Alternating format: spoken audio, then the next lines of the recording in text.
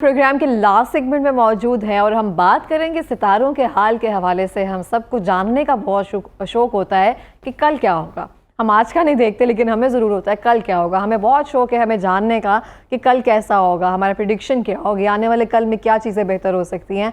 और हम ये जानने की कोशिश करते हैं कि इल्म के ज़रिए, जिसको एस्ट्रोलॉजी कहा जाता है। हमारे साथ मौजूद हैं एक बहुत ही खूबसूरत समराना शाह जो कि एस्ट्रोलॉजर हैं। अस्सलाम वालेकुम। वालेकुम। Thank you so much show में आने के लिए फर्स्टली तो।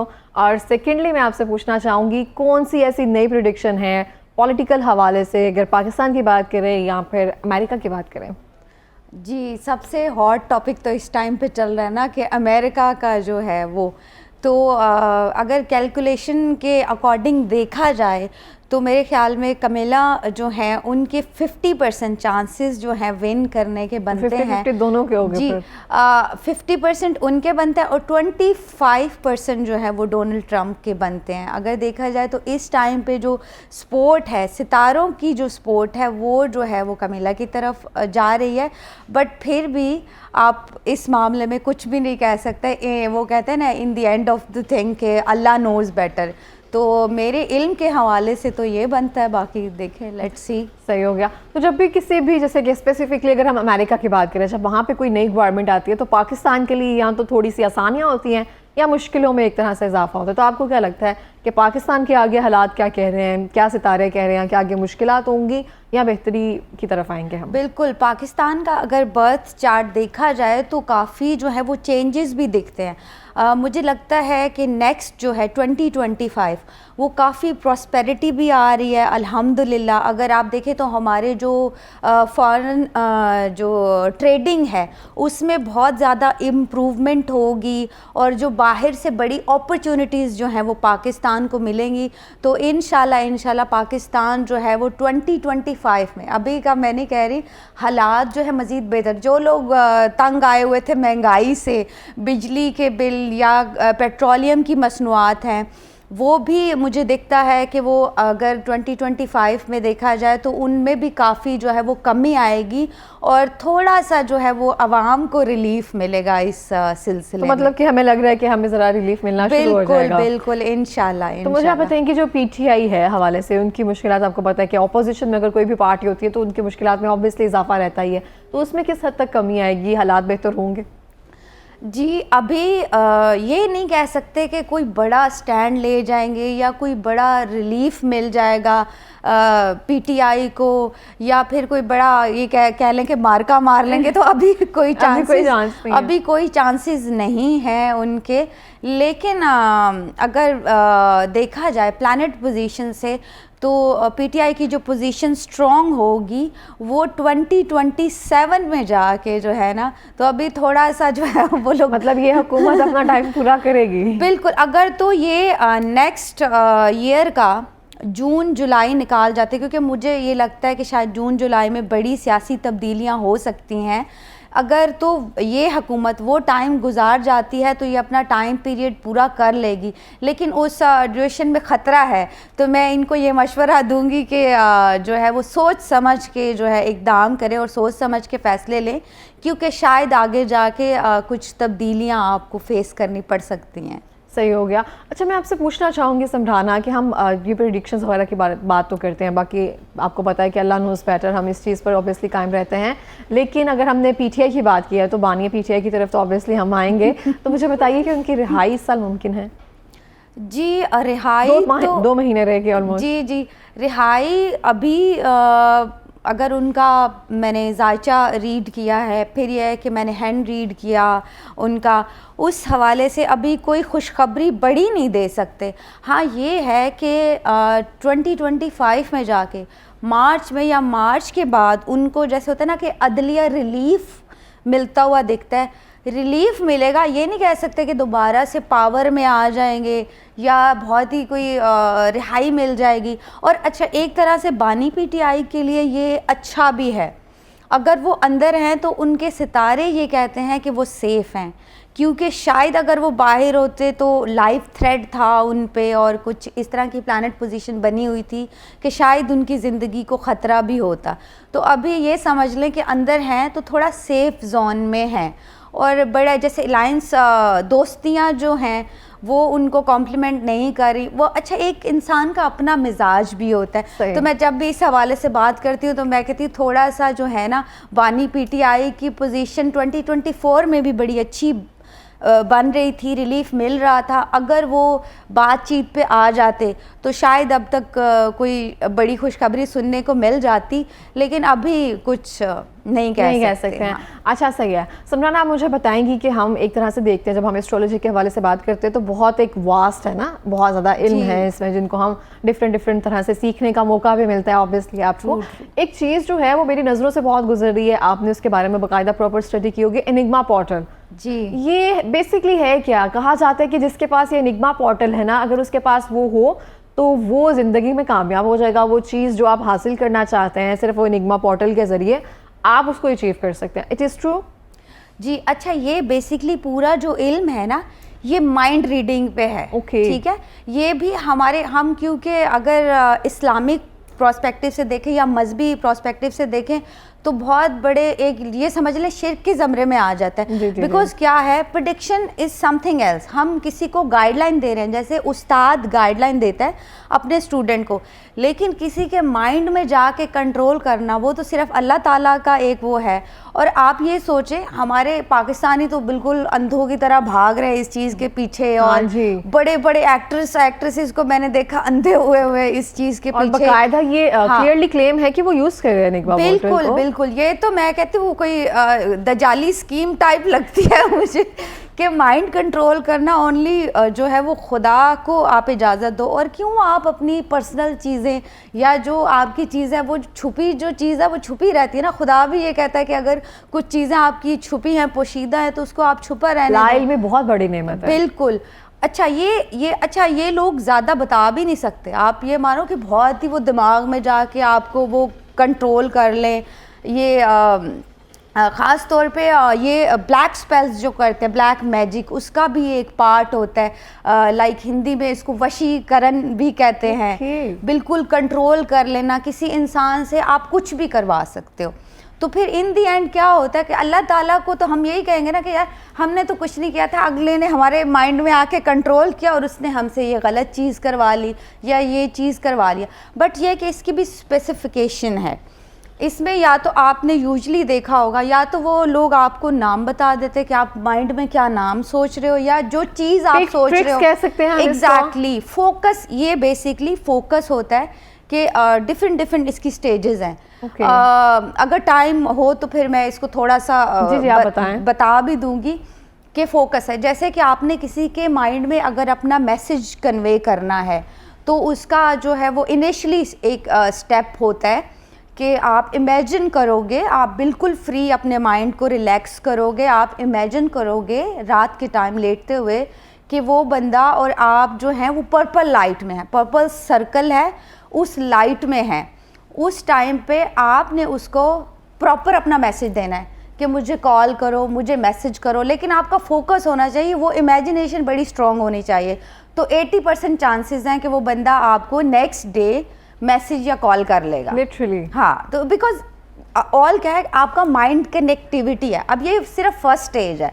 अब फिर सेकंड स्टेज आता है जिसमें आप अगले बंदे के माइंड में जाके जो है वो देख लेते हो, पढ़ लेते हो कि क्या नाम इसने सोचा, या आपको वो कार्ड के नंबर बता देते हैं कि ये कार्ड नंबर है, या स्पेसिफिक कुछ गाड़ी का बता देते हैं। मैजिक ट्रिक समथिंग इस तरह से भी करते हैं। हाँ जी, ये मैजिक ट्रिक तो ना हुआ, लेकिन ये है कि ऑब्वियसली ये साइंटिफिकली माइंड से कनेक्ट करना, तो माइंड से कनेक्ट करना, लेकिन मुझे ये बिल्कुल बकवास चीज़ लगती है और इस पे ज़्यादा आपने ट्रस्ट नहीं करना। और लोग तो इस बारे में बहुत ज़्यादा पागल हुए हैं, आपको पता है। जैसे पोर्टल जो है, मैं कहती हूँ आप अपने पता है क्या, एनिग्मा पोर्टल की जगह जो आप पैसे लगा रहे उतने बनवाओगे, पैसे लगाओगे, अपनी चीज़ें, अपने जो आपकी एम्स हैं वो आप पेपर लें, उस पेपर पे आप अपने जो एम्स हैं वो लिखें। सुबह को जब भी आपने अर्ली मॉर्निंग उठना है, सबसे पहले आपने अपना वो पेपर रीड करना है ठीक है, आप ऑटोमेटिकली अपने जो गोल्स हैं या अपनी जो आपने सेट की हुई हैं चीज़ें, आप उनके करीब ऑटोमेटिकली चले जाओगे, मोटिवेशन मिलती जाएगी ना। बिकॉज क्या है, माइंड वो चीज़ को एक्सेप्ट करेगा और आपको मैसेज देगा कि आप जो है वो इसको अचीव करो। तो वो जैसे मैं बोलती हूँ कि हमारा तो पूरा इल्म जो है वो इस बेस पे है, एनर्जीज पे है, तो क्या है, माइंड पे है। जिस तरह से आप माइंड को कन्वे करोगे उसी तरह से आपका माइंड रिएक्ट करेगा।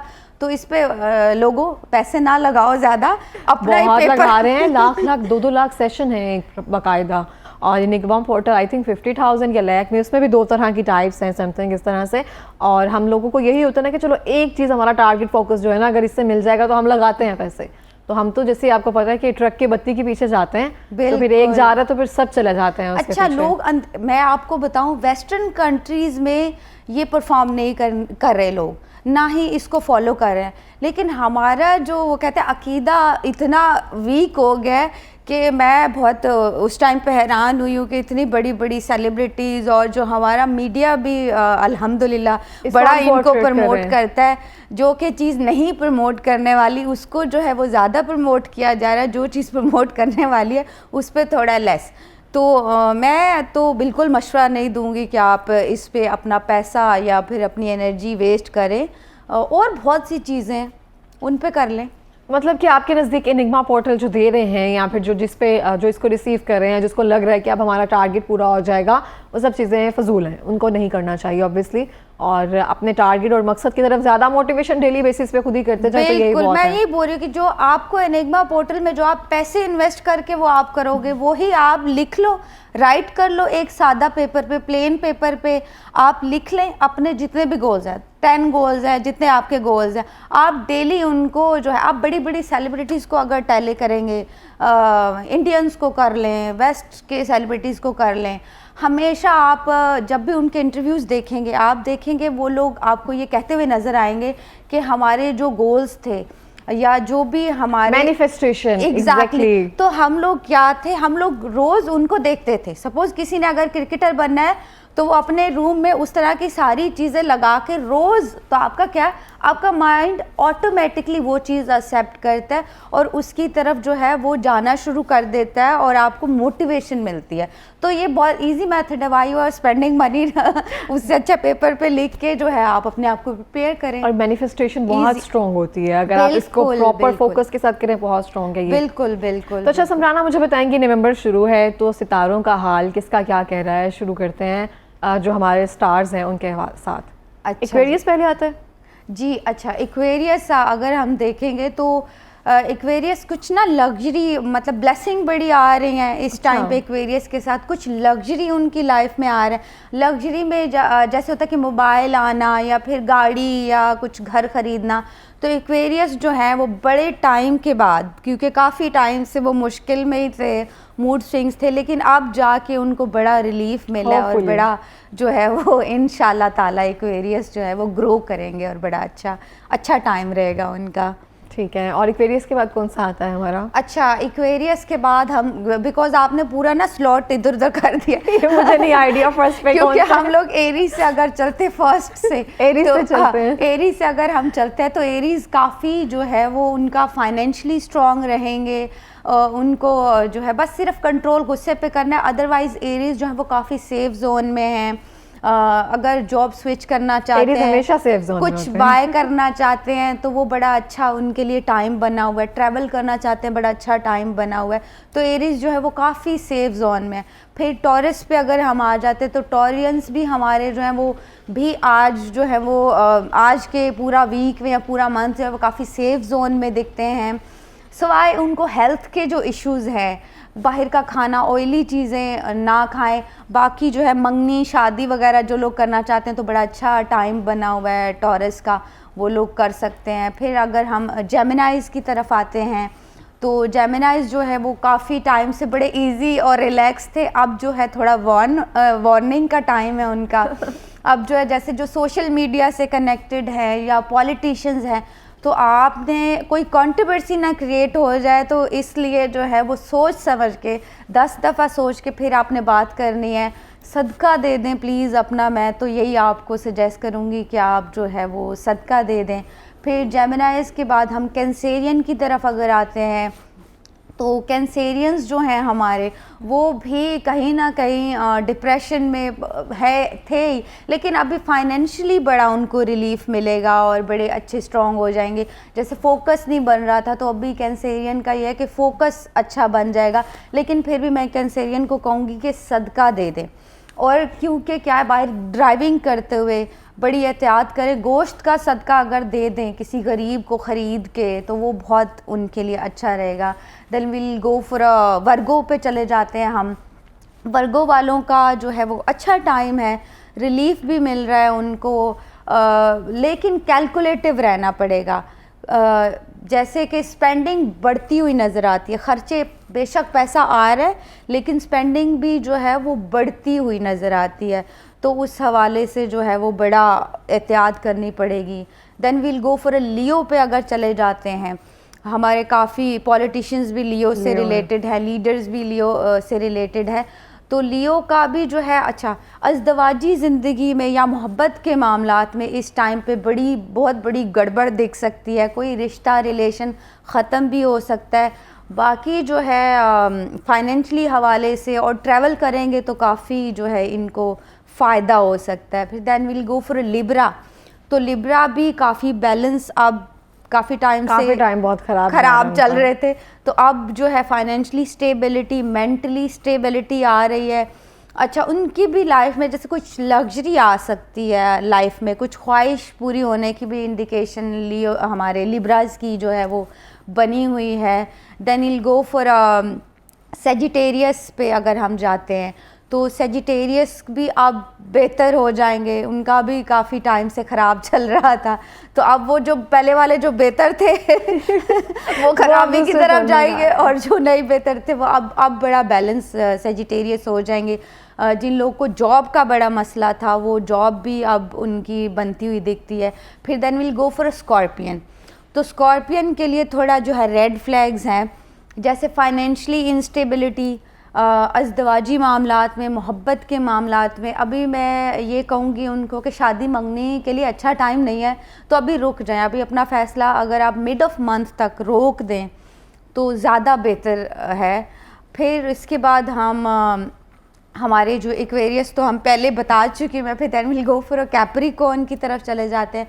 वो भी काफ़ी टाइम से जो है वो ख़राबी की तरफ थे, अब आहिस्ता आहिस्ता जो है वो अच्छी मूवमेंट चल रही है, फाइनेंशियली स्ट्रॉन्ग हो जाएंगे। जो फैमिली के ताल्लुकात अगर ख़राब थे या फिर मोहब्बत के जो ताल्लुकात ख़राब थे, अब वो बड़ा बैलेंस हो जाएंगे और बड़ा जो है खुशखबरियाँ मिलेंगी इस हवाले से।